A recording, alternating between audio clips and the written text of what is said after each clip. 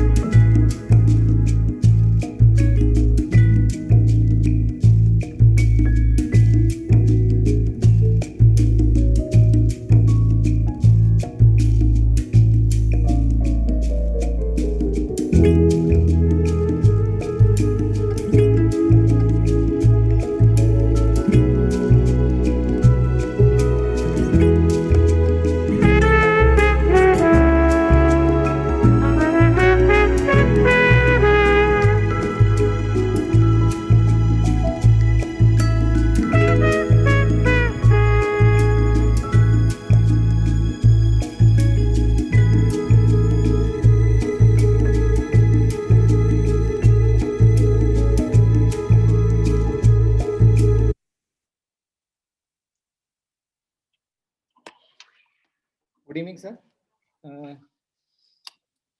Today we are all having this new session on OcuHealth Escapes. This is the third issue of OcuHealth Escapes, and this is our monthly update from Association of Environmental and Occupational Delhi, which is a environmental and occupational health initiative which we have started from Delhi branch. And today, once again, our guest speaker is our Senior Vice President, Dr. Rajiv Kumar Jain. Dr. Rajiv Kumar Jain, sir, actually everyone is eagerly waiting for the occupational health updates from your side. And despite their busy schedule, they have spared some time to listen to you regarding what the new things have happened for last 1 month in the field of occupational health, what new studies, new initiatives which were taken across the globe, and especially in India now with the second phase of vaccination shortly starting from Monday. Still the things are not clear about the registration and other things also. So in this regards, I welcome all the participants, and before I start, I invite Dr. Rajiv Kumar Jain. Dr. Gajendra Kumar, sir, you please Yes. Good give the evening, welcome address. friends. And it is our privilege to have Dr. Rajiv Kumar Jain with us, who has done a lot of research and a lot of work on this COVID condition prevailing across the globe in last 1 month. And it is our privilege to update our knowledge on the subject from Dr. Rajiv Kumar Jain. So I welcome the speaker, and as well as I welcome all the participants, those who have spared their valuable time for this program. So with these few words, I hand over to Dr. Sandeep Sharma, please. Yeah, thank you, sir. And before I invite Dr. Rajiv Kumar Jain, let me uh, request all the participants and all the colleagues who are seeing it live on YouTube. They can join us on our for our conference tomorrow and day after tomorrow. That will be live telecasted, and soon we'll be sending the links to every one of you. So with this, I request Dr. Rajiv Kumar Jain, sir, our Senior Vice President from Delhi, who has been always inspirational person for us to guide us how we have to take our environmental and occupational health initiative, which we have started forward. And Dr. Rajiv Kumar Jain, sir. Thank you, Dr. Sandeep Sharma and Dr. Gajendra Kumar, our president of Delhi branch of IOH, and all the colleagues from IOH India as well as IOH Delhi, and all who have spared their valuable time for this 1 hour of discussion or update and the current development during the last 1 month, local, regional, and national, and international, and global in the field of environmental and occupational health. Today, I shall be telling you an area about which you may have heard, but then many of you may not have been aware that this is what exactly are the key highlights of the major developments in the field of environmental and occupational health during the last 1 month in India and the world. So is my screen visible to you? Yes. Is my screen visible to you? Yeah, it's visible now. Right. So I can proceed. Today, I shall be covering, besides the current situation of pandemic, which is COVID-19 pandemic in India, and of course, the progress that we have made in India regarding immunization or vaccination against COVID-19. And then I shall proceed with 4 key areas where I shall be discussing about what World Health Organization has developed during the last 1 year, 1 month, and International Labour Organization, what is the key development during the last 1 month, and in India, what has happened, major event in the field of environmental and occupational health. And last but not the least, one of the key articles from an international journal, and which I find would be very useful to people in India. I shall discuss that besides whatever thought to be discussed by the learned audience today. So I shall start with COVID-19 snapshot. 11.06 million cases, 1,56,861 deaths, 1.53 lakh active cases as on date. 16,562 new cases in the last 24 hours and 119 deaths yesterday. You must remember, we had gone below 10,000 only about 10-15 days back. And now we are reporting 16,562 new cases and 119 deaths in the last 24 hours. As you will see in the chart that I show you subsequently. Yesterday, we had 8.3 lakh tests. Yesterday, you should also remember that at one point of time, we were having more than 11 lakh tests per day. Now we had reduced it to 8.3 lakhs.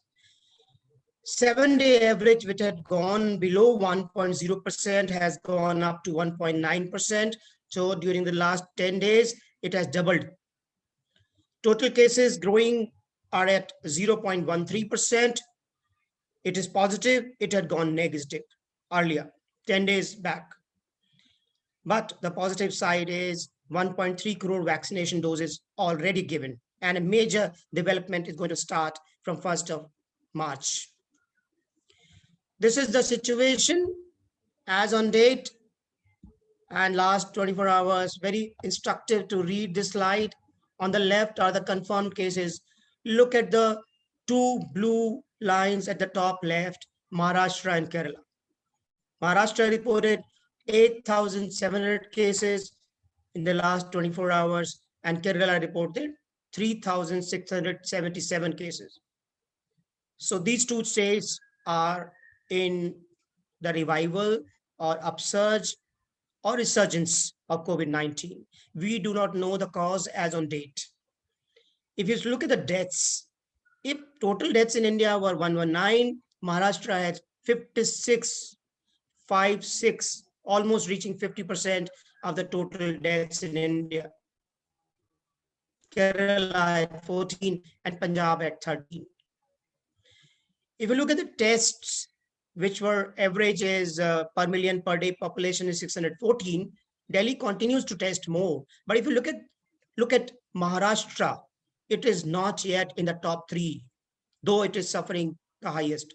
It has now come up a little bit higher than the Indian average, which is 696 per million per day, while Indian average is 614. But look at Delhi. It is still testing 3,459 tests per million population per day. And the reason for containment, yesterday, if you see, Delhi had reported only 220 cases, though the tests were more than 65,000. Now, if you look at the tests 7-day average test positivity rate, as I told you, Indian average is 1.9%. Maharashtra is reporting 9.5%. Kerala is reporting 6.3%. Any state which reports more than 5%, if it is testing enough, then it should contain it below 5%. Both states are reporting more than 5%. In fact, Maharashtra is reporting double of 5%, 9.5%. If you look at 7-day average daily growth, which is orange chart on the right, it is daily growth percentage. India is 0.13. Kerala is 3 times of India. That is 0.38. Maharashtra is close. It is 0.33. Punjab is also very high, 0.24. So double and triple of Indian 7-day average daily growth is being reported from Kerala in the south, Maharashtra in the western India in the center, and Punjab in the north India. So it's spread across India. So which means there is a danger lurking in the backyard, which cannot be ignored. This is the graph. If we see the graph from June 1 last year to March 23, if you look at the graph now, we are again starting to go up. The direction and the trend is important. It is going up. If you look at the micro data of the states today, on the left top is the India graph. Then we have, if you look at the Maharashtra on the top line, Kerala, Karnataka, Andhra Pradesh, and the second top is Tamil Nadu, Delhi, Uttar Pradesh, West Bengal, and Odisha. What we observe, Maharashtra, which is top right, second, top left, second. Look at that graph. It is showing resurgence of cases. Look at Gujarat. Gujarat is third row on the right. Look at the graph on the right side. It is again showing resurgence of cases. Look at the graph of Madhya Pradesh. It is second, fourth row, second graph. It is again showing resurgence. Punjab is again showing resurgence. It is fourth row, fourth on the right side. Then we have Chandigarh, again showing increase. Chandigarh is fifth line, third from the left. So these states are to increase their surveillance. Daily average cases and test positivity rate has been on a consistent rise. These are reflecting on national level trends too. Testing is not catching up. Testing is not catching up. It's important, cannot be overemphasized. Now look at India's map. This is districts. This is new confirmed cases in each district in the past 7 days. So which are the darkest color? Which are the darkest color? The darkest colors are number 1, Mumbai as a district. Second, and it's already beaten by Pune as a district, 7211, and Amravati 5725. So Vidarbha is in the grip now, darkest if you look at with Vidarbha, and then Maharashtra western part, the Marathwada area. If you look at the bottom left, Kozhikode is 3515 and Ernakulam is 3425. And if you look at the far north, the areas with dark orange, there are areas. In Chhattisgarh, there are areas. In West Bengal, there are areas. And there are areas in dark color in Gujarat as well as Madhya Pradesh. In Madhya Pradesh, it is Indore. If you look at magenta color, also you have to be aware that these are the districts which are going to be in the grip, because these are contiguous districts to Amravati and Pune and Mumbai.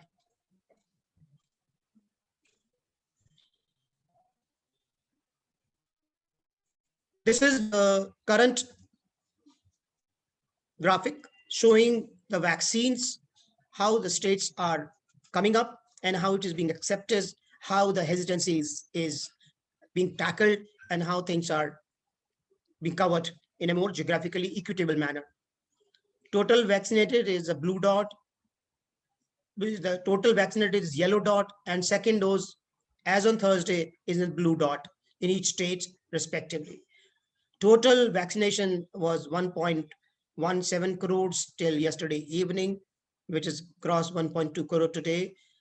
If you look at Maharashtra, let's look at Maharashtra. First dose is 12,56,000 and second dose is 73,594. If you look at Kerala at the bottom left, 5,07,000 first dose and 18,000 second dose. Now look at Punjab on the left top, 1,80,000 first dose, 13,776 second dose. If you look at Madhya Pradesh, it is 7,58,000 first dose, 67,894 are the second dose.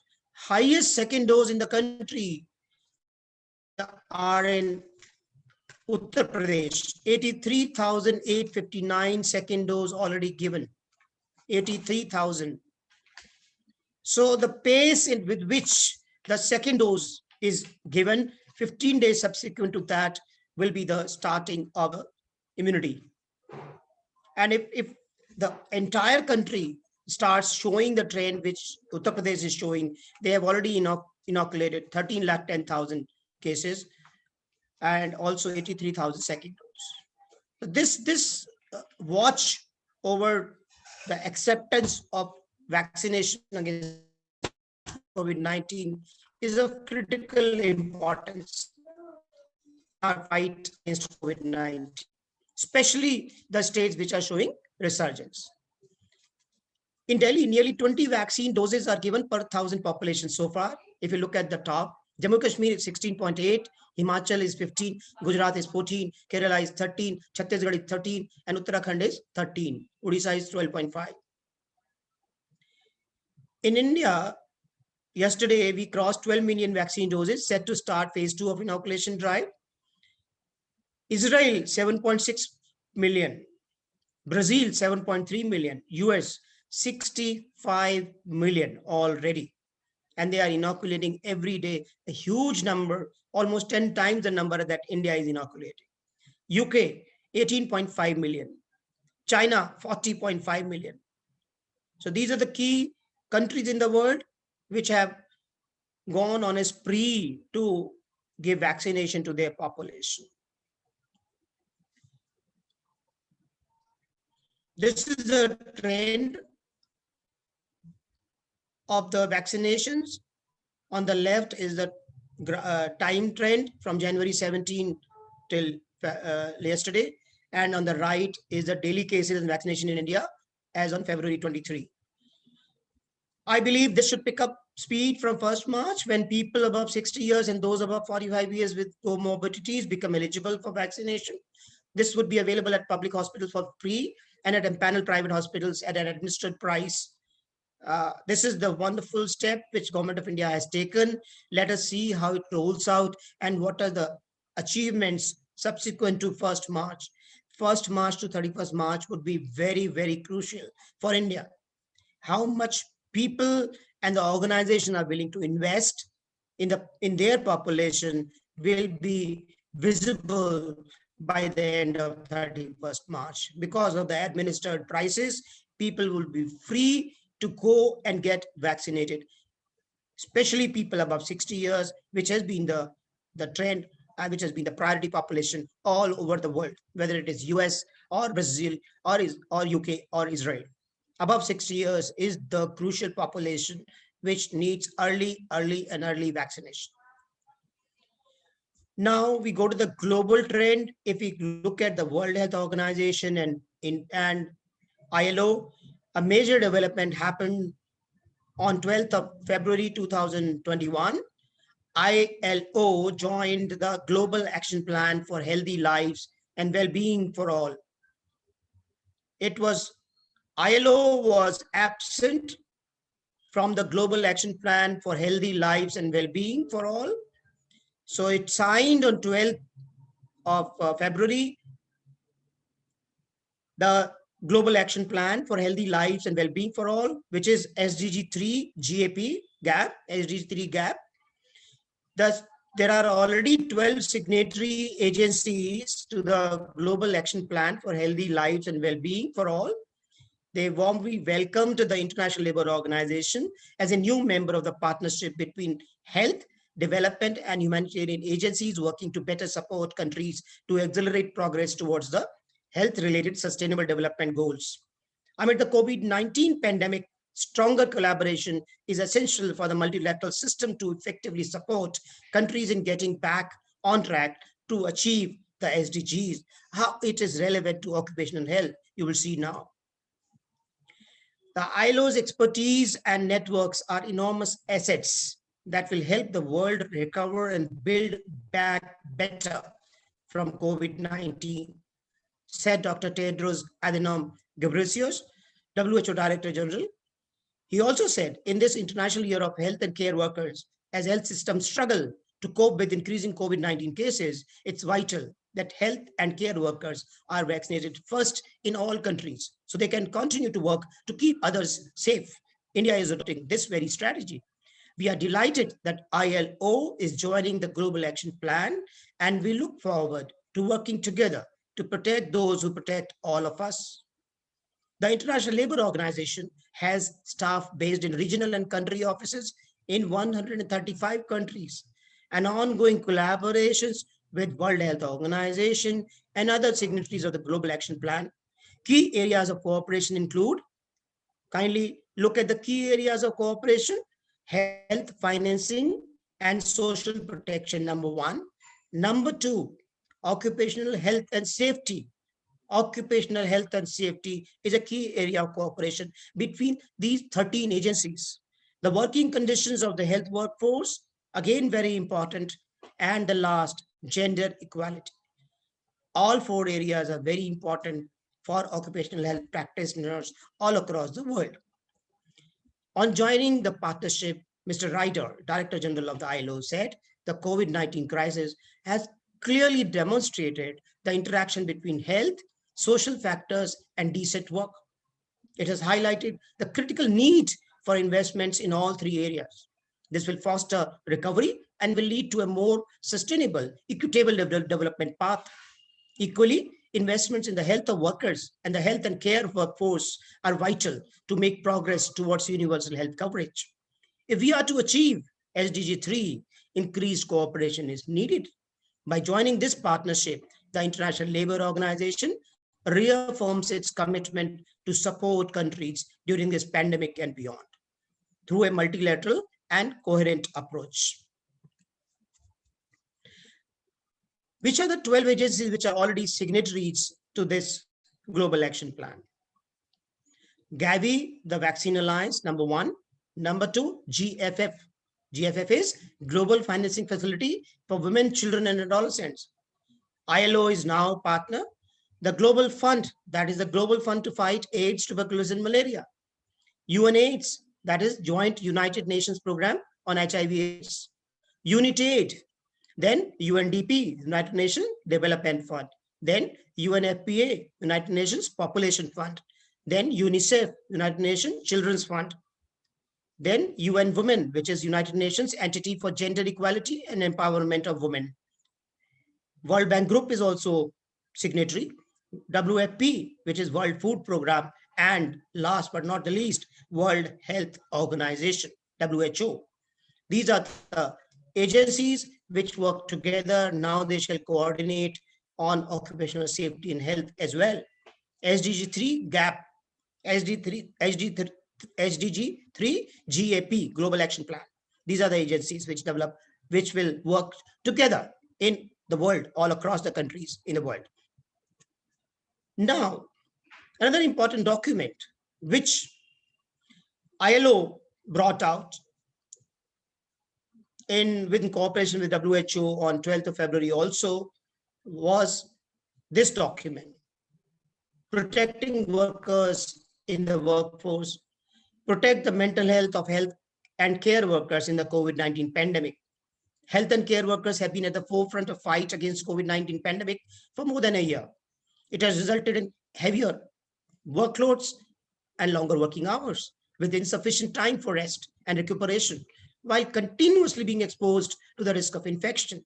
In addition, many face violence, harassment, and stigmatization as they try to do their jobs. All this is taking a toll on health workers' mental health and well-being. This is the document, Co-Occupational Health and Safety for Health Workers, which ILO and World Health Organization brought out as an interim doc guidance on 2nd February 2021. Key points of this guidance are: health workers should continue to enjoy their right to decent, healthy, and safe working conditions in the context of COVID-19. Second key point is primary prevention of COVID-19 among health workers should be based on risk assessment and introduction of appropriate measures. Third key point is other occupational risks amplified by the COVID-19 pandemic, including violence, harassment, stigma, discrimination, heavy workload, and prolonged use of personal protective equipment should be addressed. Fourth is occupational health services, mental health and psychosocial support, adequate sanitation, hygiene, and rest facilities should be provided to all health workers. Fifth is healthcare facilities should have occupational health programs in conjunction with programs for infection prevention and control. Sixth is employers have the overall responsibility to ensure that all necessary preventive and protective measures are taken to minimize occupational risk to health workers. And the seventh is health workers are responsible for following established rules for protection of their health and safety at work. And if you look at this 12-page document, you will understand how ILO and WHO together have consulted and coordinated and issued this interim guidance.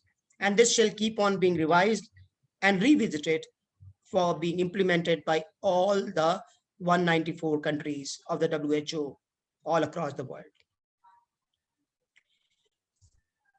An interesting article which was published in Nature as Scientific Report is this article: rest during holidays has a restorative effect on DNA changes in shift workers with sleep disorder.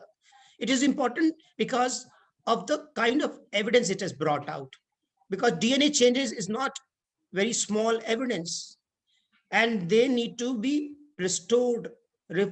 Restored, not only restored, they have to be protected. The long-term sleep deprivation is detrimental to health, increasing the risk of psychiatric and somatic disorders such as depression and cardiovascular diseases. Psychiatric and somatic disorder, please look at the risk of individuals who are not able to sleep because of the duties that they are assigned. And yet, little is known about the molecular biological mechanism set in motion by sleep deprivation, which underlie related adverse health effects. In a recently published study, the University of Helsinki, the Finnish Institute for Health and Welfare, the Finnish Institute of Occupational Health, and the Finnair airline investigated dynamic changes to DNA methylation in shift workers. DNA methylation denotes epigenetic regulation. Epigenetic regulation, an important term which all of us should understand. This shall be an important area of research in the years to come in occupational health. That is epigenetic regulation that modifies gene function and regulates gene activity without changing the sequence of bases in the DNA. Short-term genetic changes caused by the DNA methylation are not well known. While methylation is connected with our surroundings, more research is needed on how the environment affects epigenetic regulation and gene function. This is a real link between environment and health, environment and disease, environment and our genes, which is crucial for occupational health practice. The recently published study provides researchers with new information on both DNA methylation and the biological processes that have an impact on a sleep disorder related to shift work. That is shift work disorder, SWD. This is a standard terminology in international classification of this disease. This is the article published as scientific report from the Nature magazine it has scientific reports as one of the publication. And this is the original article which I'm showing you. Differential DNA methylation in recovery from shift work disorder. The institution I've already told you. In the abstract, they have said that the human DNA methylome is responsive to our environment, but its dynamics remain unexplored. We investigated the temporal changes to DNA methylation in relation to recovery from a shift work disorder, SWD, by performing a paired epigenome-wide analysis in an occupational cohort of 32 shift workers. There were 25 men and 21 SWD cases.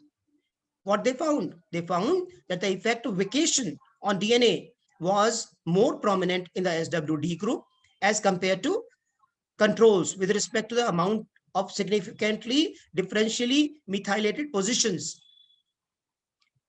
during the work period. The gene ontology cellular component, NMDA glutamate receptor, was identified in a pathway analysis of the top 30 genes in shift work disorder. In-depth pathway analysis revealed that the reactome pathway, CREB, phosphorylation through the activation of SCAM-K2 might underlie the recovery. Further, 3 DMPs from this pathway corresponding to GRIN2C, CRAB1, and CAM-K2B correlated with the degree of recovery. Our findings provide evidence for the dynamic nature of DNA ME in relation to the recovery process from a circadian or disorder with biological relevance of the emerging pathways. So this is a clear indication that shift work is the cause for not only psychiatric disorder, but also cardiovascular disorder. Now we come back to India. Yesterday only, the State of India's Environment Report 2021, which is the annual report by Center for Science and Environment, New Delhi, which is a national vanguard for environment research and advocacy, and it collects evidence. So this annual report has highlighted few areas which are relevant to our practice in occupational health and environmental health. First, I'm showing you the housing health linkage.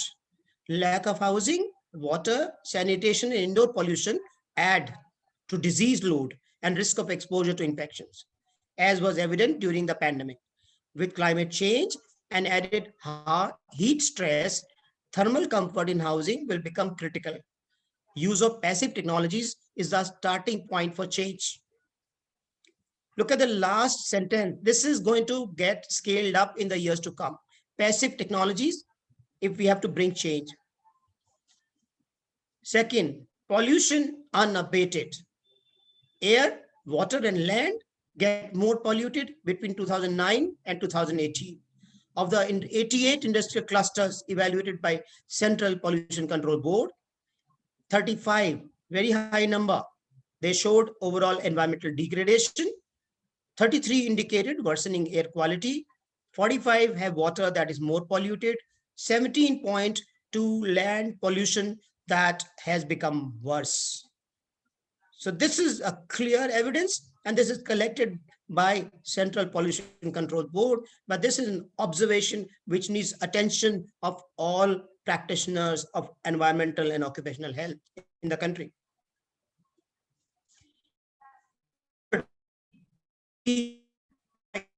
Clearance is the norm. Industrial projects are rarely refused environmental clearance. It normally takes a year to get environmental clearance. In 2014-20, 88% projects were cleared in lesser time. Less than a year was taken to clear for environmental clearance. If you look at the chart below, this only shows the proportion. Next is on track. What is on track? Meeting Sustainable Development Goals. The best performing states in India are Kerala, Himachal Pradesh, Andhra Pradesh, Tamil Nadu, and Telangana. And which other states off track in meeting SDGs? The worst performing states in India are Bihar, Jharkhand, Arunachal Pradesh, Meghalaya, and Uttar Pradesh. And this is objective finding. If you look at the evidence, you will know more. Next is water for all. Water needs recharge. Will the Jal Jeevan Mission's target to provide drinking water to all rural households by 2024 succeed? Question mark. Focus on sustainability of water source is good. Now need strategies for rainwater recharge and pollution control. And if this succeeds, we shall reverse the water shortage. Next issue is environmental crime. Cases are piling up and disposal is slow. 2 cases are registered every day. In 2019, 34,671 crimes were registered, which are environmental crimes. 49,877 cases are pending even trial. To clear the backlog in a year, courts need to clear 137 cases a day. Look at the number, 137 cases clearance in a day. 77% of wildlife crimes in 2019 in UP, Rajasthan, and Maharashtra. These are the 3 states which report 77% of wildlife crimes. This needs attention at the national policymakers and implementers in the respective states. Why and how and what strategies to adopt to lower this figure. Next is breathing bad. 1.67 million is the number of Indians who died due to air pollution in 2019. The economic cost was over 36,000 million US dollars, equivalent to 1.36% of India's gross domestic product, GDP. Climate commitment is the next. Will India meet them? As you remember now, US has a new government and they're very, very particular about the countries which need to achieve their climate commitment for 2030. And we are already off track. If you look at the graph at the bottom, we need to buckle up, and buckle up. Look at the figure in the graph, each bar, the green is the target. We need to go to the green level. Now we are going, instead of going down, we are going up. So we are off track. We need to come back on track if we have to achieve 2030 target for climate control. And then if we achieve 2030, we can then try to achieve 2050 target. The ultimate goal is to achieve the target which has been set in the global climate agreement, and India has signed it. On the right side is the graph for 2050, and focus on the green portion. That is our commitment. Last is, and not the least, I must say, because this is our future. This is pandemic of hunger. There is hidden hunger. The latest National Family Health Survey results point towards 1. A disturbing rise seen in underweight, disturbing rise seen in stunting, disturbing rise seen in wasting in under 5 children in 17 states and 5 union territories. 17 states and 5 union territories are showing underweight, stunting, and wasting in under 5 children. It sets back the progress achieved over the last decade. This needs urgent attention. Nutrition needs to be a very important focus if we have to ensure that our progeny in our future is healthy. Only then the development, economy, occupational safety and health, and our earning capacity, the GDP, will be determined. I must thank you all at this juncture.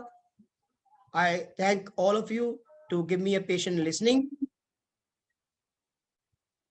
And now what I will request, that there is a video which I would like you to watch. Shivang, could you share the video? To get the party going strong, people dancing all night long, get vaccinated.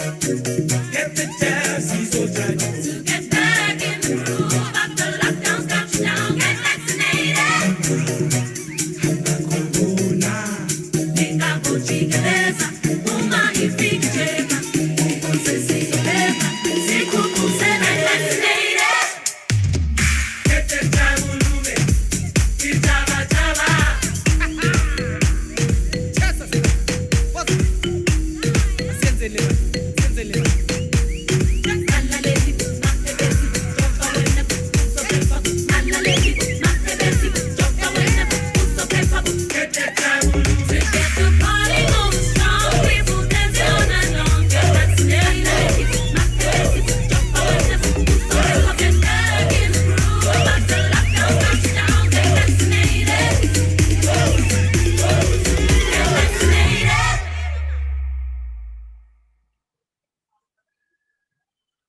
I hope you enjoyed this 40 minutes of update.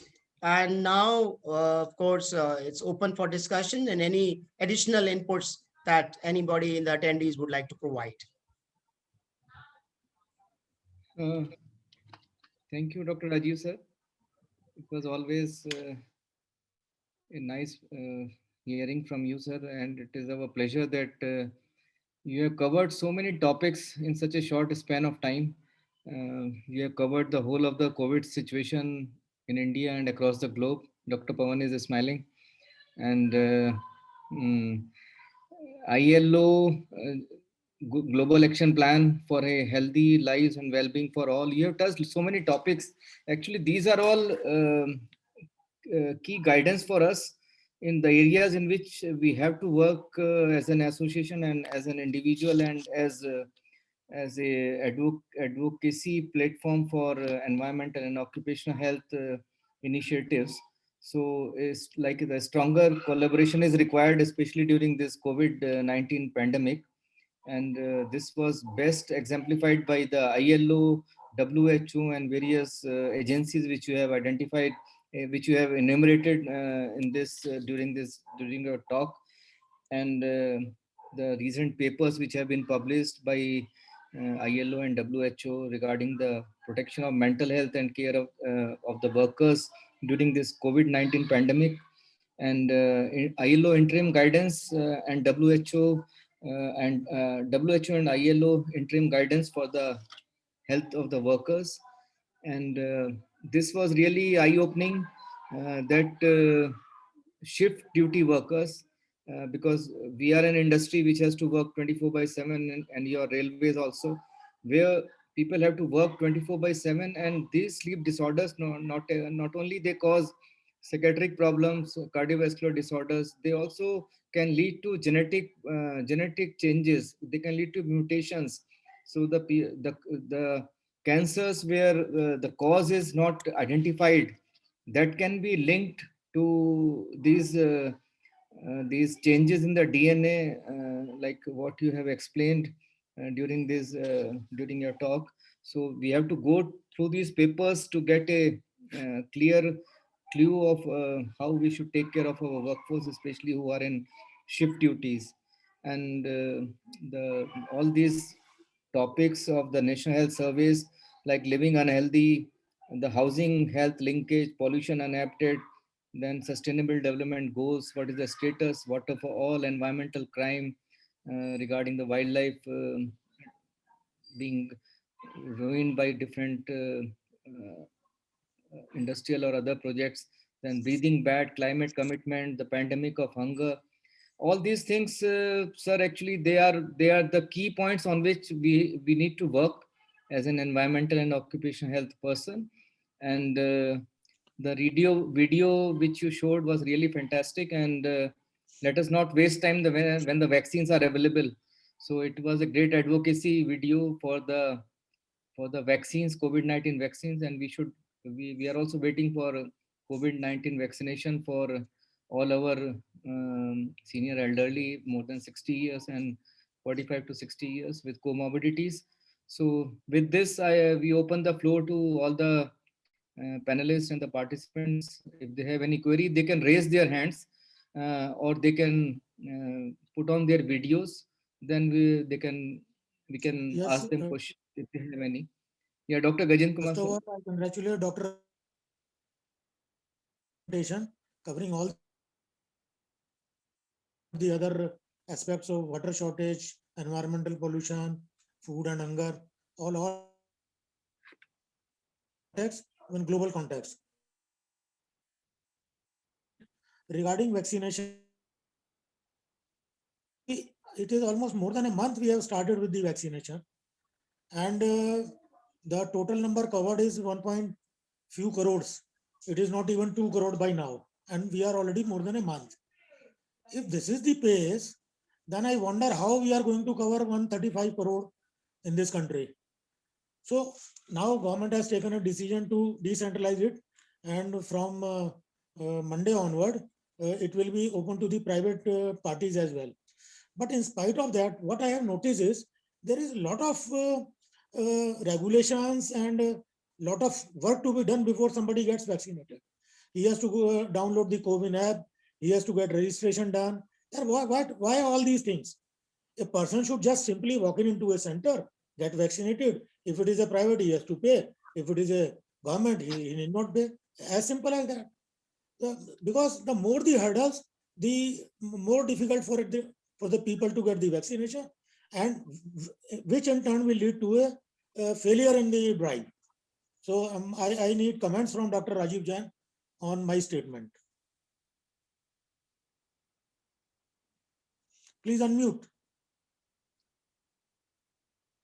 Dr. Jain, please. I fully agree with what you are saying, and in fact, Government of India is very much alive to this situation, and the evidence is very clear.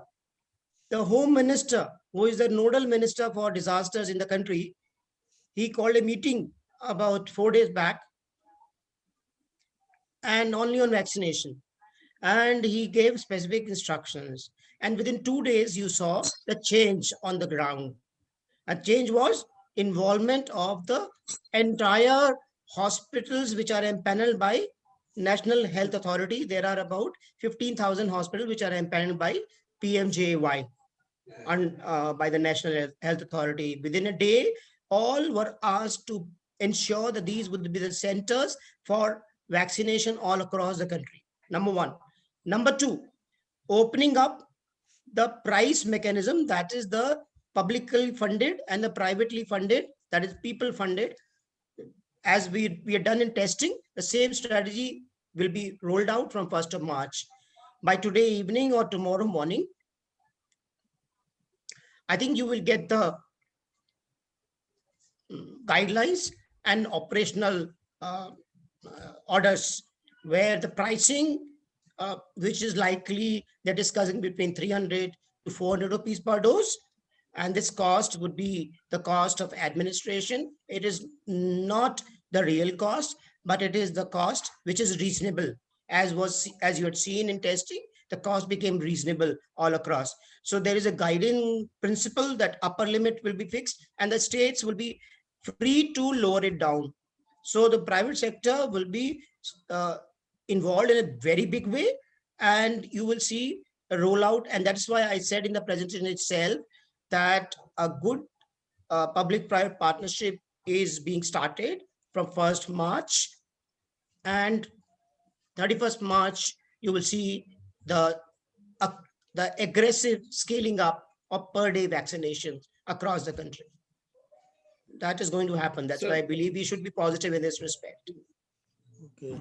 Sir, to add, supplement to what Dr. Rajiv Jain sir has told, I would like to mention that today there was a high-level committee meeting with UNDP, which is managing this CoWIN portal, and the Ministry of Health and Family Welfare, and the NAGVEC, which is headed by Dr. V.K. Paul, and Dr. Randeep Guleria is also part of that. So in that meeting, it was decided that this walk-in provision for registration will also be available for the beneficiaries, and that will be available at the nearest session. Someone who is unable to log in, they can go to the nearest session site and get their details registered, and they can also get their family registered for this. And second thing, sir, the CII, they are also advocating, they are galvanizing this private sector support for COVID-19 vaccination drive, especially for the employees of the private companies and government companies and their immediate family members and the frontline workers in respective companies. So all these things, they are under consideration, as Dr. Rajiv Jain sir told. Within 1 or 2 days, all the final modalities will be revealed by the government. And this new portal will be CoWIN 2 portal, in which individual registration will be made. That is exactly my point. That exactly is my point. Why paperwork? Why these portals? Why not? You need some paracetamol. You walk into a chemist shop, get the tablet and come back. Why don't you go and get the vaccination in that fashion? Now the question will come, how you are going to count it? That whatever number you have manufactured, if it has consumed, that means it has been consumed. Counting is very simple. Counting can be done at the point of delivery of the vaccine. Why you want to count each and every individual, and who is going to analyze these data? We are actually in a habit of collecting a lot of data for no use. That is the problem. I'm telling this has suffered because of these apps and all these business. Net तो चलता नहीं है India में और हम इन चक्रों में पड़े हुए हैं यार. सीधा वॉक इन करो ना. This Sir, is ye- exactly what you are telling. This is exactly about 15 minutes back. The press release by Government of India has come out. Hmm. The process, it says process of advanced self-registration. Number one, on-site registration and facilitated cohort registration of potential beneficiaries has been explained in detail. So this is being opened exactly what you are saying. It is not that Government of India does not know. The Government of India is actually taking feedback from the users as well as non-users as to what is holding them back and what should be the strategy for this area. If you look at the detailed 12 IDs instead of only Aadhaar, in fact, the Arogya Setu is being changed, and it is already changed. If you look at the current situation now, advanced self-registration, the beneficiaries will be able to self-register in advance by downloading CoWIN 2.0 portal and through other IT applications such as Arogya Setu, etc. This is official release about half an hour back. Yeah. Right. This will show the government and private hospitals serving as COVID vaccine centers with date and time of available schedules. The beneficiary would be able to choose the CVC of his or her choice and book an appointment for vaccination. Number one. Number two, on-site registration. Facility of on-site registration allows those who cannot self-register in advance to walk into the identified COVID vaccination center and get themselves registered on-site and then get vaccinated. Not only that, third, facilitated cohort registration. Facilitated cohort registration. Under this mechanism, the state or UT government will take proactive lead. Specific dates for COVID-19 vaccination will be decided, where target groups of potential beneficiaries will be vaccinated. The state or UT health authorities will ensure that the target groups are actively mobilized and brought to the vaccination centers. Ashas, ANM, Panchayati Raj representatives, and women self-help groups will be utilized for mobilizing the target groups. Under all the above three routes, all beneficiaries will be captured on COVID 2.0 platform and would be issued digital QR code based on provisional, that is on receiving first dose, and final on receiving second dose certificates. These can be downloaded from the link shown in the SMS the beneficiary shall receive after vaccination. Printout of these certificates can also be taken from the vaccination centers. Vaccination will be free of charge at the government vaccination centers. The beneficiary will show photo ID card and proof of age. That's all. Aadhaar or Epic card and certificate of comorbidity if required. So this is what has been declared about half an hour back by Government of India. Okay. Right. Thank you. This is the outcome of that high level meeting which I was Yes, exactly mentioning, sir. what you mentioned just now. Right, Yeah. right. That is Yeah. now So, declared in the public so- domain. So what Dr. Rajiv Jain sir told, this government is very proactive in this, and earlier what they had decided like 27 crore of 50 plus and less than 50 with comorbidities, but seeing the data which they have, because they don't have clear cut data of the people and from where they should now take the data. So all this data of 45 to 60 and 60 plus, that is populated in this CoWIN 2 portal. So anyone like suppose one person like you go and you just tell ki, I am from Indian Railways, I want to get you just enter your Aadhaar card and all your details will be there. And accordingly, if you are more than 60 years, definitely you will get registered and you can take the vaccination. Yeah. Right. So it is now very, very foolproof, and all the vaccines actually they will be procured by the central government from the two manufacturers, and it will be given to the government hospitals for free of cost and to the private hospitals and private facilities on payment basis, and cost will also be decided by the government only. So it is, sir, quite controlled. Otherwise, it will be a mess in India regarding this vaccine administration and vaccine distribution. So Quite right. And now, according to this priority group of 45 to 60 and 60, now it is only 10 crore. So 10 crore is manageable now. Rather than managing 27 crore people whose data is not available or not clear with the government. Quite right. So any other panelist who wants to have any question or any suggestion or any comments, they can raise their hands or they can put on their videos.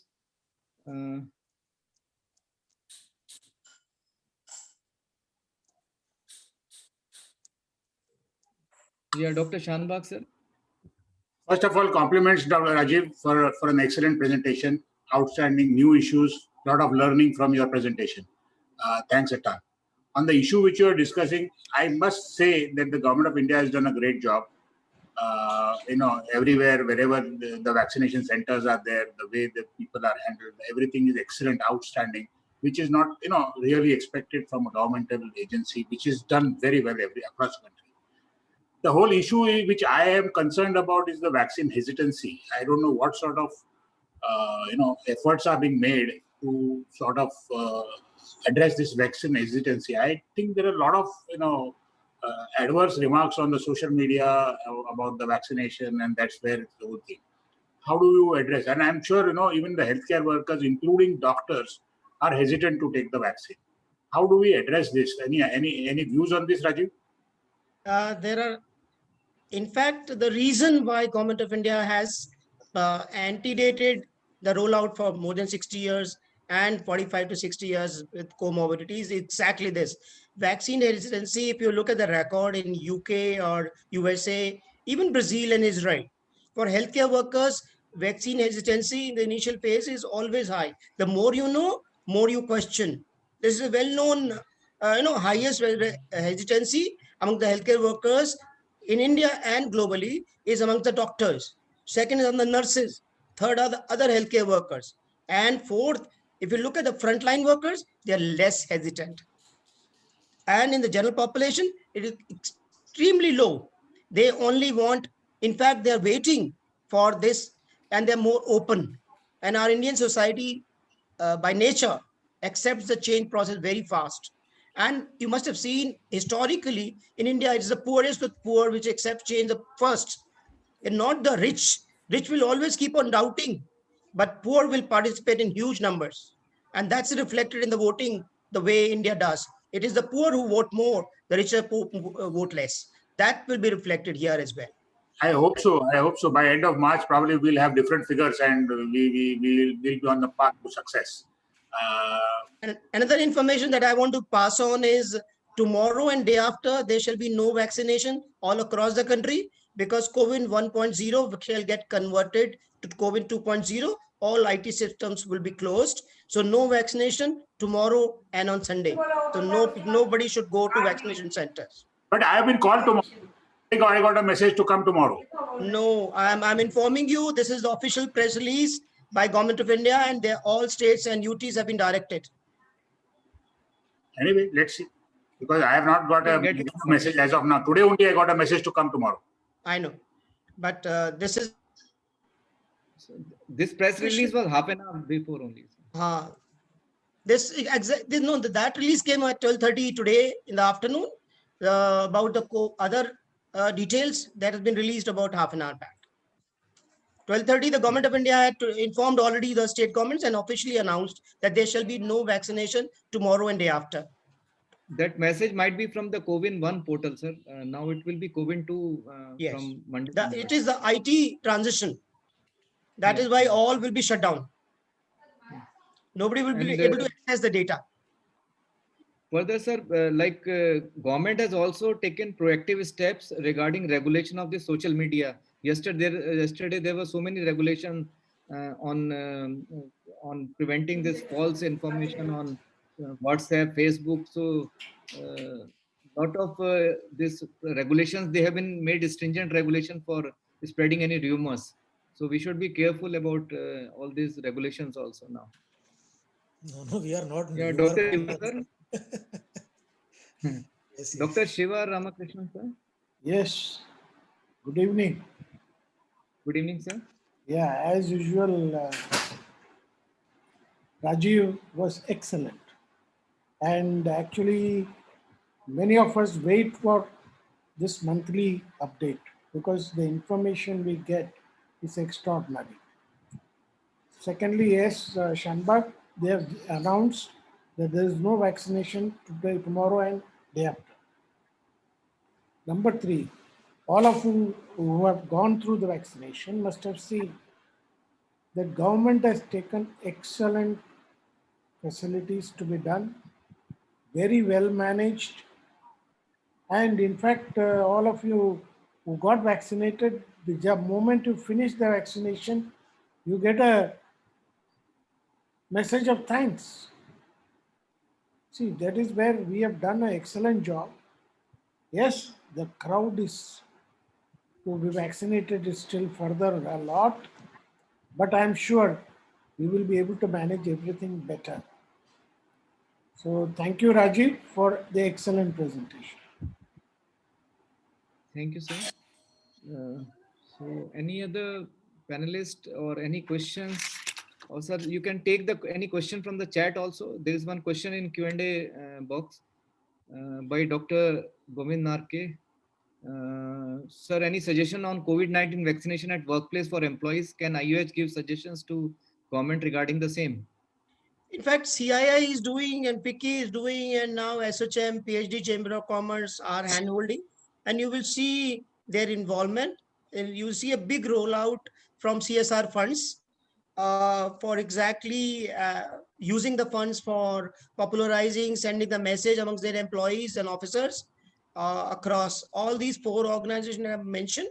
FICCI, SHM, PhD Chamber of Commerce and Industry, and CII have committed to Government of India to contribute all the CSR funds and also invest, meaning they have to invest from their own money for COVID-19 vaccination for their employees and officers. Yeah, regarding any effort from the IUH side, our president is there and general secretary is also there. If they have anything to respond, then they can. Otherwise, it was a nice session, sir. And I invite all of you to for the 2-day conference tomorrow and day after tomorrow. Dr. Rawat, sir. As my compliment to Dr. Jain's information, it was a very informative and fantastic talk. A lot of information we gathered from him. I thank you on behalf of IOH Center. Thank you. Thank you, sir. So, lot of comments are there, sir. Everyone is appreciating your presentation and the delivery today of these OcuHealth escapes. And on behalf of Environmental and Occupational Delhi, we invite you for the 2-day conference, which shall be live telecasted tomorrow on Zoom. And day after tomorrow, it will be a physical conference at a Scoop, and which will be live telecasted through our this digital platform only. And you all must join, because we are totally dedicated for the COVID, how to take care of the COVID, and all our orations will be focused on the COVID only.